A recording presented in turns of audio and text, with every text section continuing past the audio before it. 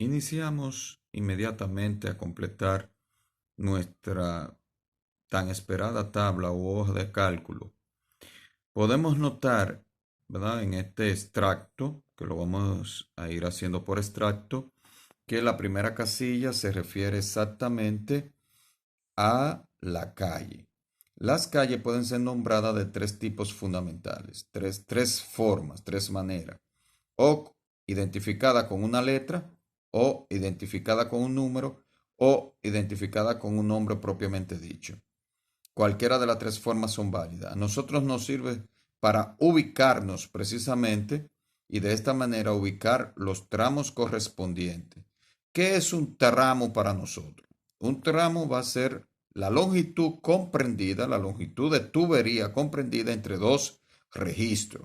O sea que un tramo va a estar nombrado por los dos registros de sus extremos. En este caso, de nuestro ejemplo, hemos tomado esta calle superior, allá, donde vemos que está conformado precisamente por dos tramos. Y esos tramos se nombran precisamente por los registros de sus extremos. O sea que tenemos el tramo 1 o el primer tramo que se va a llamar, se va a nombrar R1, R2 y el segundo tramo que se va a nombrar R2, R3. Esa forma, esa manera, ese orden de nombrar los tramos corresponden oficialmente a la dirección de flujo, no al orden de los números que acompañan la letra R. Si tenemos R1, R2, es porque el flujo va desde el registro R1 hacia el registro R2. De la misma manera, si nosotros tenemos aquí R2, R3, es porque el flujo fluye desde el registro 2 hasta el registro 3. Ahora tenemos las longitudes. Si nos damos cuenta, las longitudes están conformadas por tres longitudes o tres identificaciones de longitudes. Vamos con la primera. La primera es la longitud que corresponde al tramo en sí mismo. Cuando vemos nuestros esquemas, vemos que para los dos tramos en cuestión tenemos una longitud de 80 y una de 100 para los tramos. Asimismo, nosotros colocamos 80 y 100. Luego tenemos una segunda columna que es acumulada anterior. ¿Qué es acumulada anterior para nosotros? Es toda la longitud que el flujo ha recorrido antes de llegar a este tramo en cuestión. Como podemos notar, en el tramo R1, R2 tenemos un 0. ¿Por qué tenemos un 0? Porque si nos damos cuenta y recordamos, ¿verdad? Nuestro primer tramo, R1, R2, iniciaba un flujo. Era el inicio de un flujo.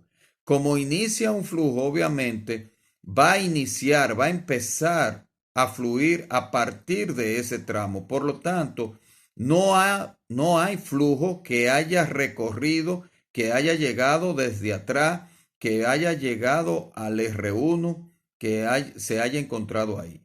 Al no tener ningún tipo de flujo que haya recorrido, que haya llegado a R1, porque R1 es un inicio de flujo, entonces su acumulada anterior es 0. Y a partir de este momento se puede tomar como una regla general que todo inicio de flujo tiene acumulada anterior igual a 0. Eso no sucede con el tramo R2, R3. Si usted se da cuenta, el tramo R2, R3 recibe un flujo que recorrió el tramo R1, R2. Por esa razón, tiene como acumulada 80 metros de lo que recorrió el flujo cuando llegó a R2 eran exactamente 80 metros. Ya en la medida de que vayan avanzando los flujos, las acumuladas anteriores deben ser sumadas todas las longitudes que haya recorrido el tramo. Si recorrió 3 tramos, usted suma la longitud de 3 tramos. Si recorrió 4 tramos, usted suma todas las longitudes de esos 4 tramos. Y así sucesivamente. No importa si recorrió 6 tramos, usted suma la longitud de los 6 tramos. Ya la acumulada del tramo sería la sumatoria, obviamente, del tramo en sí más la acumulada anterior del tramo. Y en nuestro caso sería obviamente 80 más 0 y 100 más 80, dando resultados que están ahí colocados. Luego de las longitudes nosotros tenemos las poblaciones o las poblaciones. ¿Cómo sacamos las poblaciones? Tal como nosotros habíamos hecho el ejemplo y posteriormente la tarea de los caudales. Si nosotros observamos nuestros esquemas una vez más, podemos observar que nuestro tramo 1, lo que aportan a ese tramo, porque ¿quiénes aportan a los tramos de los alcantarillados? Las viviendas en sí mismo, que después de recoger sus aguas residuales, se conectan a la línea del alcantarillado que le pasa por el frente de la casa y que están en el eje de la calle. Recuerden. Entonces nosotros tenemos 6 solares y en el tramo 2 tenemos también 6 solares. ¿Cuál es la diferencia? La diferencia que podemos ya por simple observación ver que los solares de nuestro tramo 1 son solares mucho más pequeños que nuestros solares de nuestro tramo 2, a excepción del solar 3 y 4 del tramo 2, que son iguales o similares a los solares del tramo 1 o R1, R2. Cuando vamos al cálculo de aquí y tomando a Simón Arocha, como nosotros hicimos como referencia, podemos observar que los solares del 1 al 6, poniendo o suponiendo que son solares comprendidos entre 200 y 300 metros, van a tener una dotación de 1.700 litros por día. Recuerden que esta dotación que nos presenta Arocha es una dotación promedio del día.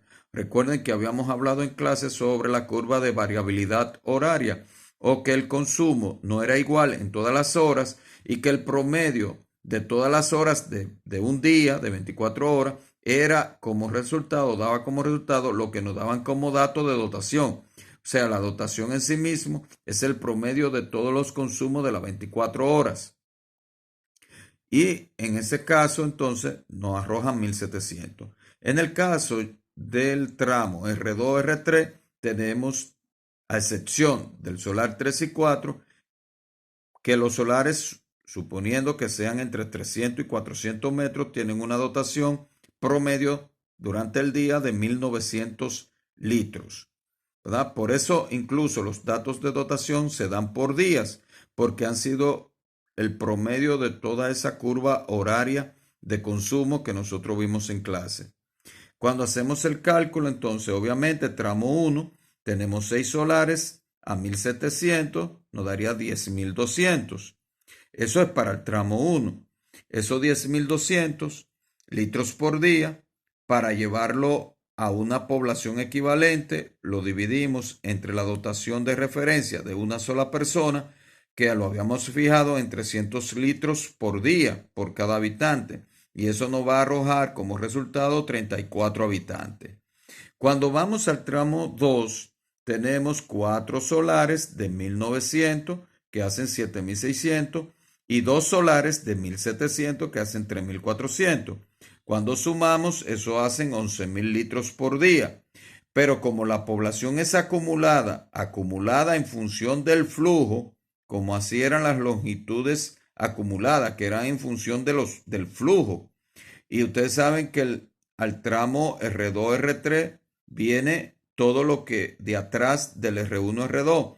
Entonces tendríamos que sumarle los 10.200 del tramo R1, R2.